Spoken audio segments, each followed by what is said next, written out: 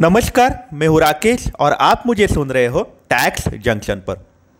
तो दोस्तों, पीपीएफ मतलब पब्लिक प्रोविडेंट फंड, इसमें अपने को हर साल मिनिमम 500 रुपये भरने पड़ते और मैक्सिमम अपने को भरने की अनुमति होती है हर साल 1.5 लाख रुपीज़, मतलब 1.5 लाख रुपये हम ज़्यादा से ज़्यादा पीपीएफ में भर सकते हैं।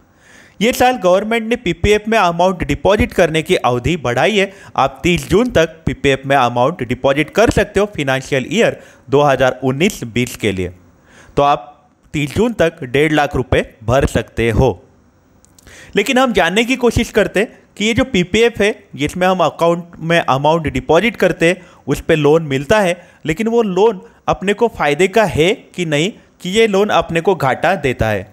हम आपको सलाह देंगे कि अगर आपकी फिनेंशियल पोजीशन बहुत ही ख़राब हो चुकी है तो ही आप पीपीएफ के लोन का आप ऑप्शन चुनिएगा, क्योंकि ये एक लॉन्ग टर्म इन्वेस्टमेंट है और लॉन्ग टर्म इन्वेस्टमेंट को शॉर्ट टर्म में मत तोड़िएगा, क्योंकि ये पीपीएफ ऐसी इन्वेस्टमेंट होती है कि जो आदमी प्लान करता है आने वाले 10 साल 15 साल, मतलब बच्चों का एजुकेशन, कोई कॉलेज की फ़ी भरनी है उसके लिए या फिर शादियों के लिए प्लान करके रखता है, वो अगर आप तोड़ने की कोशिश करोगे तो मुश्किल हो सकती है। लेकिन फिर भी हम जानने की कोशिश करते हैं कि पीपीएफ के लोन के क्या क्या क्राइटेरियाज है।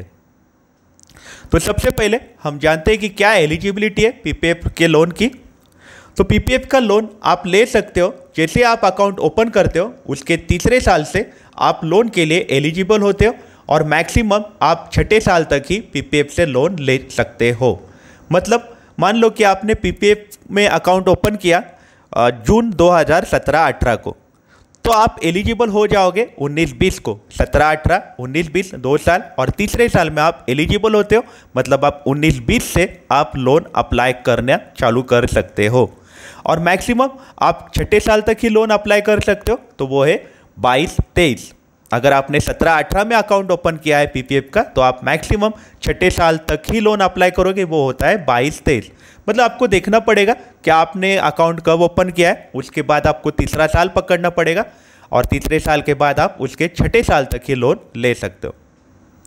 इंटरेस्ट रेट, पीपीएफ का इंटरेस्ट रेट लोएस्ट होता है, वो है 1%। फिलहाल के लिए पीपीएफ के लोन पे आपको इंटरेस्ट देना पड़ेगा 1%।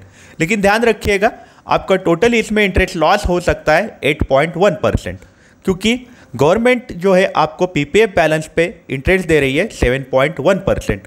अगर आप पीपीएफ से अमाउंट विड्रॉ करते हो तो वो अमाउंट जो आपने निकाली है उस पर आपको इंटरेस्ट नहीं मिलने वाला, मतलब इनडायरेक्टली आपको इंटरेस्ट देना पड़ रहा है, वो है 7.1% प्लस 1% लोन का इंटरेस्ट। ऐसे आपको पीपीएफ पे आपको इंटरेस्ट भरना पड़ता है 8.1%। हालांकि आपकी जेब से सिर्फ 1% ही आपका इंटरेस्ट जाता है, लेकिन जो इंटरेस्ट आपको नहीं दिखता है लेकिन वो खर्चा होता है वो है 8.1%, क्योंकि आपको जो इंटरेस्ट मिलने वाला होता है पीपीएफ में, अगर आप बैलेंस रखते हो तब आपको जो इंटरेस्ट मिलने वाला होता है वो मिलना बंद हो जाता है, क्योंकि आपने अमाउंट विड्रॉ कर दिए।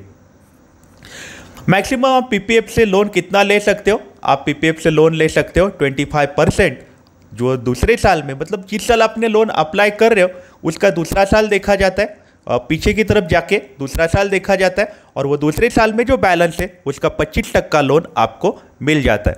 मतलब मान लो आप 19-20 में लोन अप्लाई करोगे तो आपका 17-18 का बैलेंस देखा जाएगा पीपीएफ का और वो बैलेंस पे आपको 25% ही लोन मिलता है।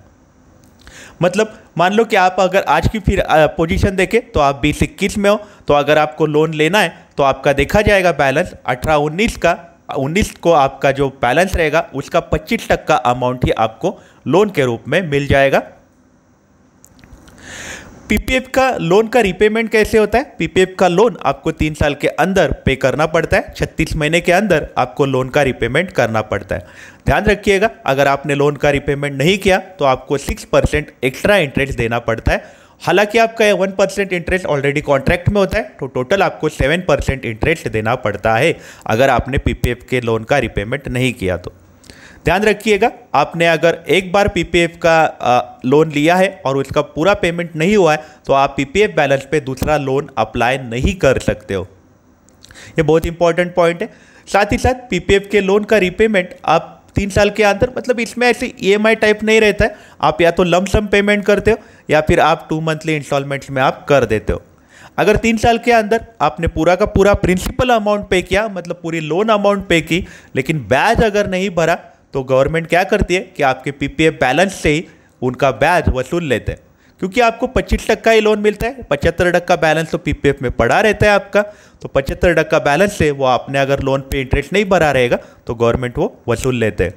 पीपीएफ का लोन अप्लाई करने के लिए आप अपने नियरेस्ट बैंक या फिर आप पोस्ट ऑफिस में जाके लोन अप्लाई कर सकते हो, और उसके लिए आपको फॉर्म डी भरना पड़ता है। ध्यान रखिएगा कि पीपीएफ का लोन का आपको फॉर्म डी ऑनलाइन भी अवेलेबल होता है। आप अगर गूगल में सर्च करोगे फॉर्म डी तो भी आपको मिल जाएगा। फिजिबिलिटी, ये लोन आपको फ़ायदे का है कि नहीं, जैसे हमने स्टार्टिंग में ही बोला, ये लोन आप तभी लोगे जब आपकी फिनेंशियल पोजीशन बहुत ही वीक है, तो ही आप ये लोन लोगे, क्योंकि ये आपकी होती है लॉन्ग टर्म इन्वेस्टमेंट जो आपने रखी हुई है अपने बच्चों के एजुकेशन के लिए, या फिर कोई पर्सनल कोई प्लान है आपका 15 साल बाद, तो फिर आप वो करने वाले हो प्लान, तो ही आप ये अमाउंट यूज़ करोगे। लेकिन आपकी अगर अमाउंट बहुत ही सिचुएशन ऐसी वर्स्ट हुई है कि आपको रेंट भरने के लिए भी पैसे नहीं है, ईएमआई भरने के लिए पैसे नहीं है, तो ही आप पीपीएफ का लोन लो, नहीं तो आप लॉन्ग टर्म इन्वेस्टमेंट को हाथ नहीं लगाओ, ऐसे हम आपको सलाह देंगे। क्योंकि पीपीएफ में जो बैलेंस रखते हैं हम, वो होता है टैक्स फ्री बैलेंस होता है, और ये बैलेंस ऐसा होता है जो इन्फ्लेशन के अगेंस्ट जाके आपको आपका पूरा का पूरा पेमेंट आपको मिल जाता है। एनीवे, आपको हमारा ये वीडियो कैसा लगा हमें ज़रूर बताइएगा। देखते रहिए, सुनते रहिए टैक्स जंक्शन। घर के बाहर नहीं निकलिएगा please. Have a nice day. हमारे चैनल को सब्सक्राइब करिएगा। Take care.